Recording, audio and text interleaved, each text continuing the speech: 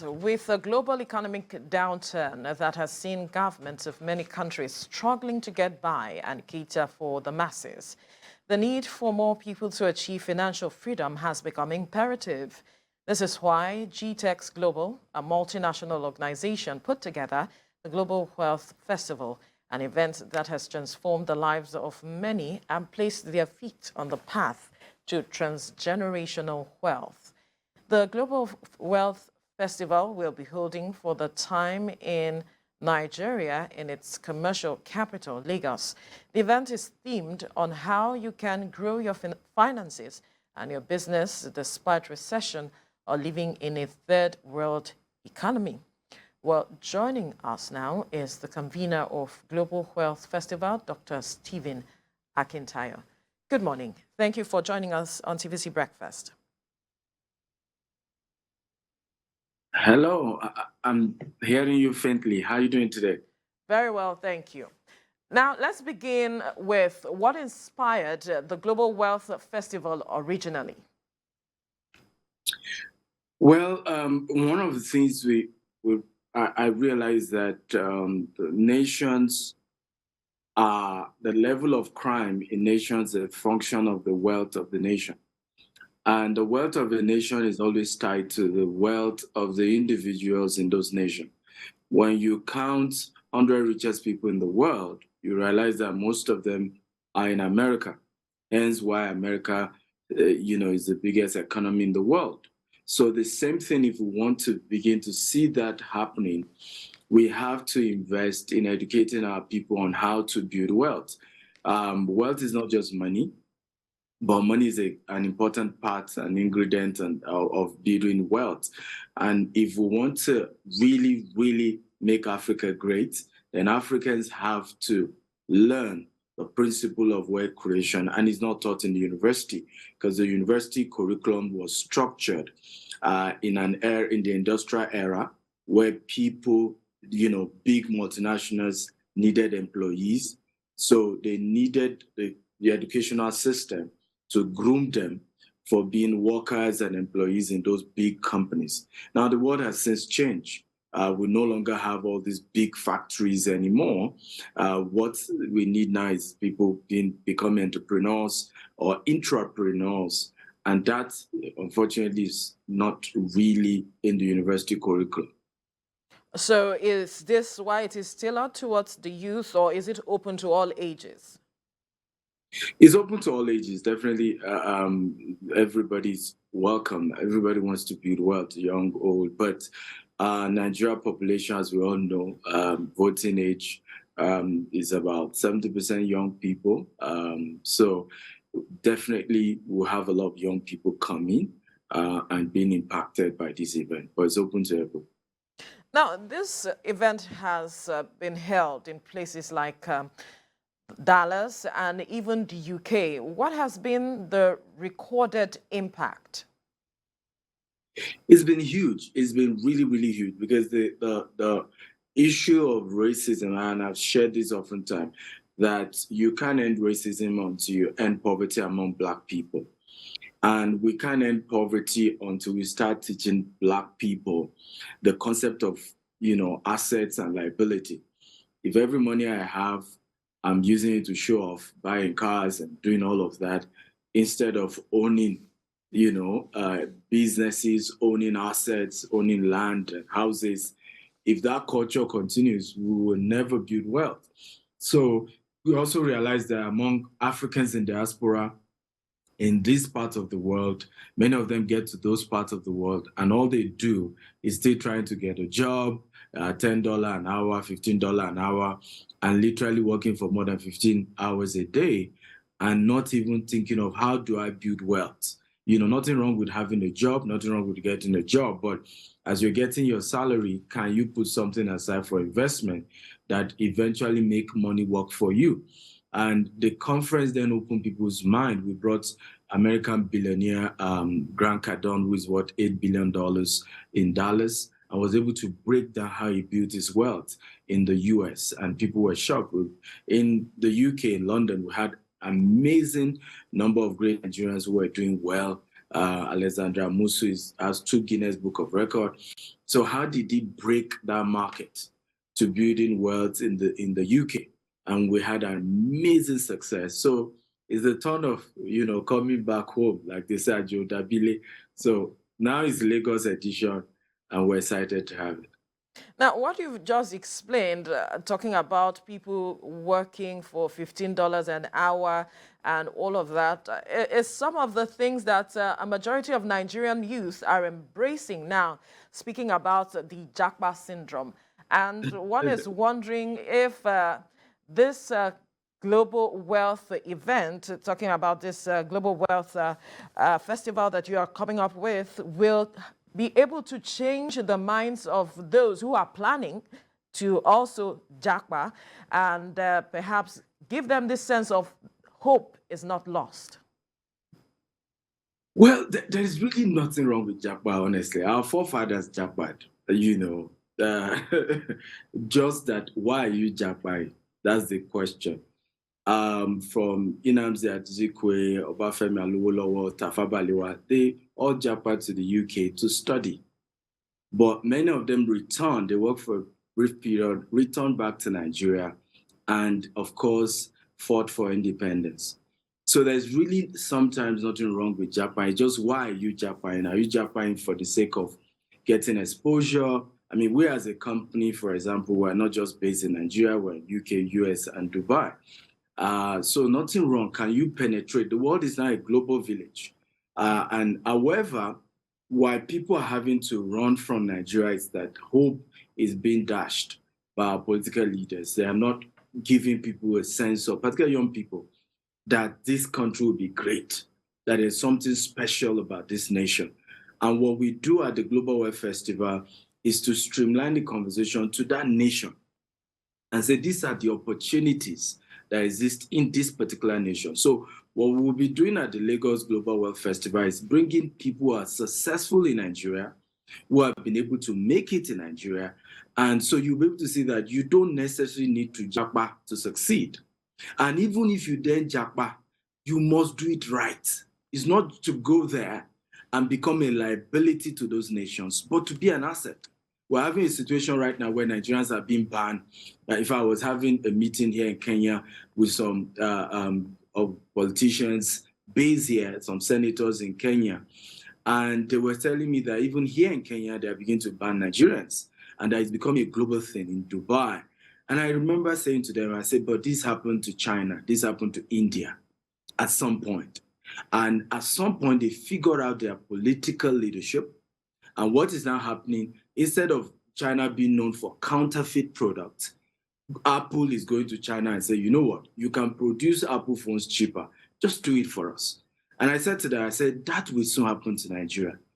Very soon we'll get the political leadership right. Very soon, Nigerians, and I was saying, I said, see what's happening with the tech industry. Most big multinationals are relying on Nigerian coders. So I said, even the so-called Yahoo thing, you will soon see young Nigerians drop crime and focus on becoming tech entrepreneurs. And in no time, we will be known for something good. And that's really what we want to open people eye to. Where are the opportunities? Where's the money? What do you need to focus? You have this energy. You're young, you're youthful, and Nigeria is blessed. We have everything. And there's no reason why we're where we are. And until the people change, even the leaders won't change, because the leaders are a reflection of the people. Now, speaking about leaders, let's look at perhaps the unique factor you would say that Nigerian leadership is lacking, and that is something business leaders can easily do. Well, I think one of the major things that we're having as entrepreneurs, in the business community, is we are not having government engage us enough.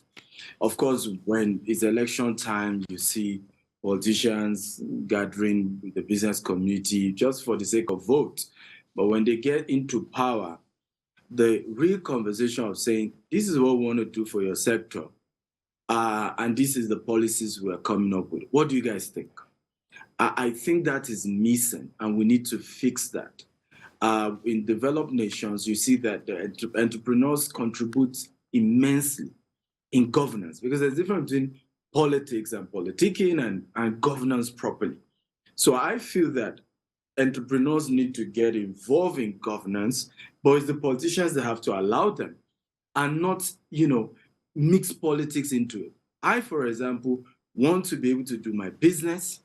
I want to be able to criticize government and not have the fear that government will come after me and then they will send tax people after me. They will send these after me, regulatory authorities, just because I've, spoken against a particular policy that I think didn't make sense. So politicians have to allow entrepreneurs to breathe and be able to get a bit involved. And when they are criticized, we can say, okay, you know what, you say you have solution.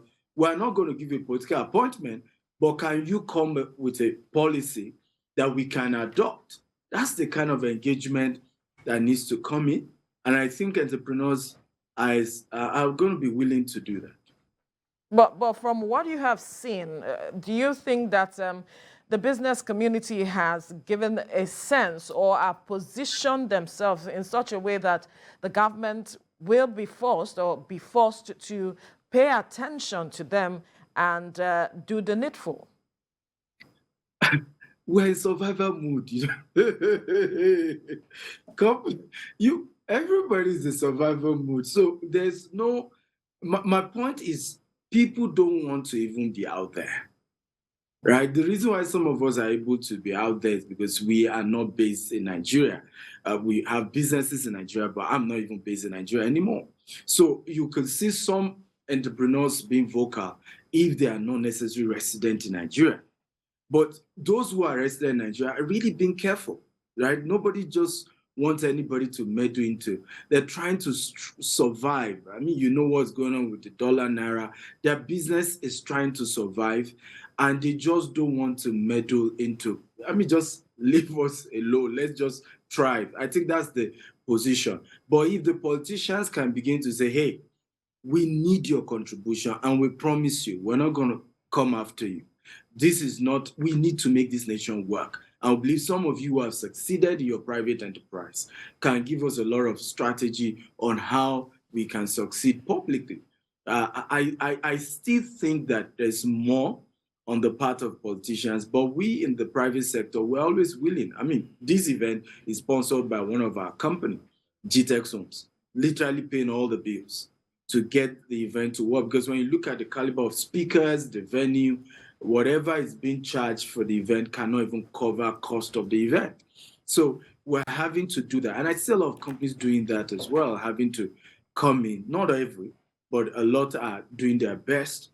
You can't even, we're into real estate, you can't even start any work in any place without a money coming to say, hey, we need something, give us something. So you don't even have a choice. The system taxes you, but I think government and those in politics needs to engage us better. Now, speaking about government and its engagements, what are your thoughts on the new CBN directive on the redesigning of some Naira notes and the proposed cashless society? Do you think that Nigeria is ready, in your opinion? Well, in my opinion, it's a good news.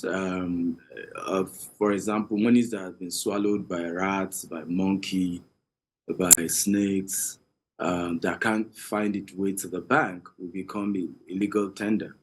And so it's a good way in a way, because you have that situation where a lot of black money, will be rendered powerless.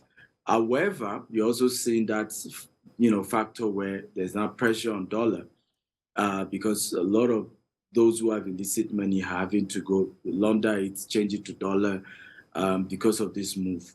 But I hope government is able to manage it well.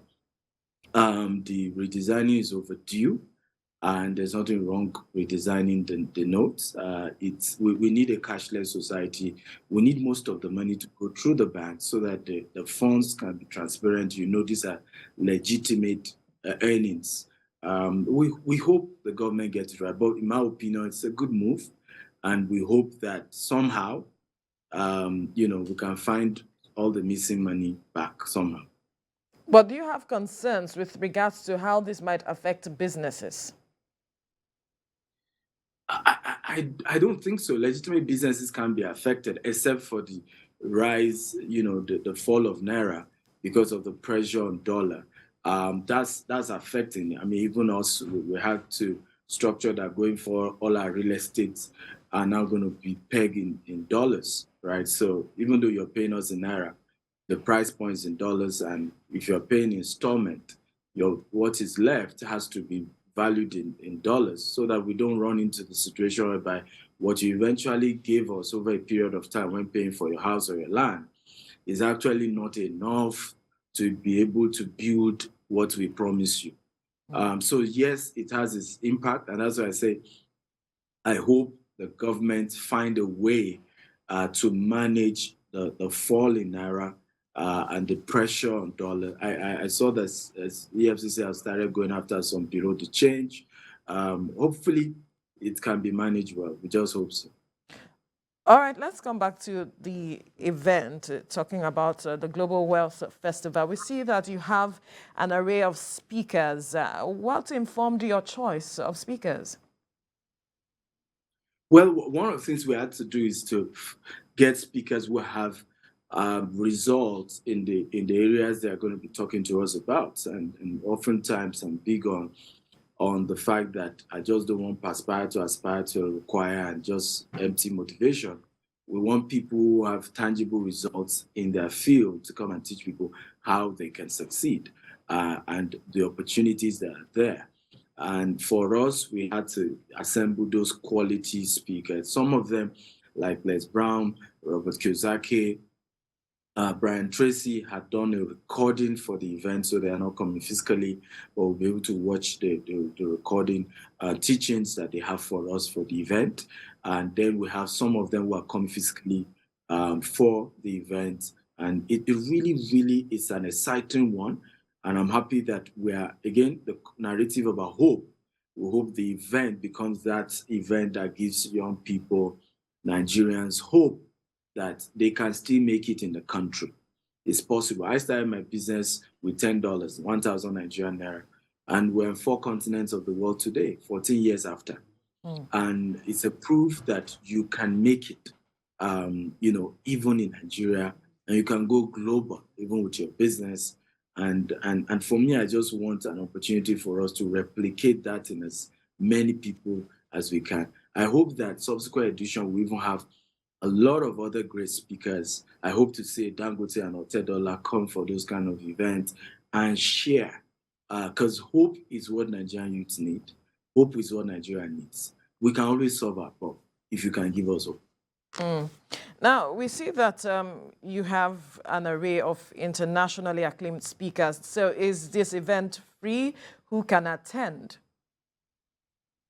So the event is in itself is not free, but what we've done is to subsidize the cost of the event, and we were even giving a further discount for people who can go to the page now. You'll be able to even get 50% discount if you're able to use GWF Lagos. That's the code.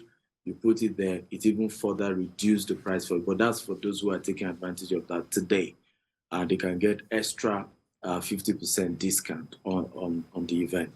But it's for everyone who is looking forward to learning how to build wealth legitimately and looking for principles to wealth creation and meeting those who have done it, asking them questions and being able to follow. Success is, you can easily replicate success. Success is predictable. Just look at those who've done it and follow their footsteps. Success always leaves clues. Dr. Cosmos Maduka started his business in Nigeria over 40 years ago with 200 naira. He's going to be sharing with us how he's built it to become a multi-billion-dollar empire today, right? So this is tangible events. I mean, these are people who have done it, right? And they have the result, and they're just sharing that with others. So how can people get to register to be a part of it? So you want to visit www.globalwealthfestival.com. Just go to www.globalwealthfestival.com. there is an opportunity for you to join us virtually. So there's a virtual ticket option. There's a physical ticket option. The conference starts from 9 a.m. to 4 p.m.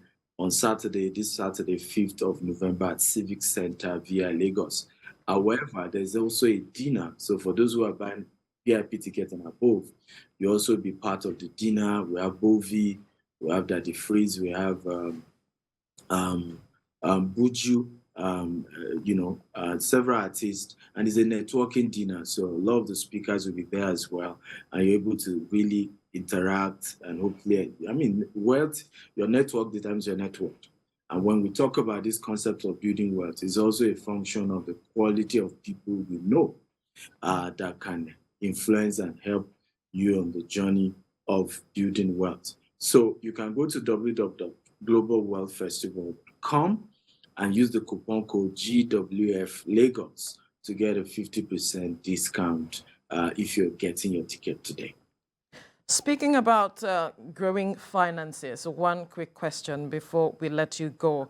Yours is a global business. What is the main key that is obtainable in perhaps those economies where your businesses are that can be adapted in Nigeria?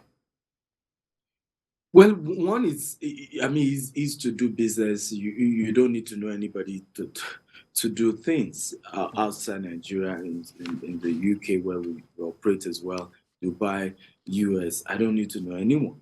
I don't need connection. Once my business is legit, the concept is legit, I'm able to start. And so another thing is also ease to fund.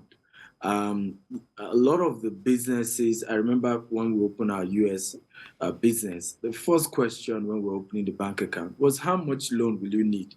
That was strange. Okay, that was very strange to me. Like, I'm just opening their corporate account. I've not even done this. You're already asking me, what loan will I need? But that's what is obtainable in those parts of the world that we struggle to get in Nigeria. If you're running business in Nigeria, it's having to be your business, your own liquidity. You're struggling to get. And when you even get the loan, the interest rate is ridiculous. The pressure is heavy. And so we hope things get better. We hope we crack that code. And that's part of why we're hoping that many of us, I'm not interested in contesting anything, but I'm interested in sharing what I know with those who have been elected to make the nation work well. Because we've seen how things work in other places. We know they can work well in Nigeria as well.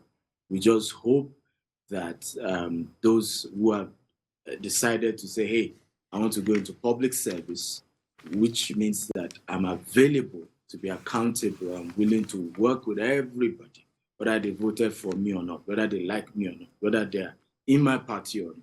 I'm willing to work with everybody to move the nation forward. And those are the kind of things I hope we'll see in the next government, irrespective of whoever comes, that we will see that culture of saying, even if you didn't vote for me, as long as you're Nigerian, let's work to move the nation forward. And I pray that. All right. Convener of Global Wealth Festival, Dr. Stephen Akintayo, thank you so much for your time on the program. Thank you for having me.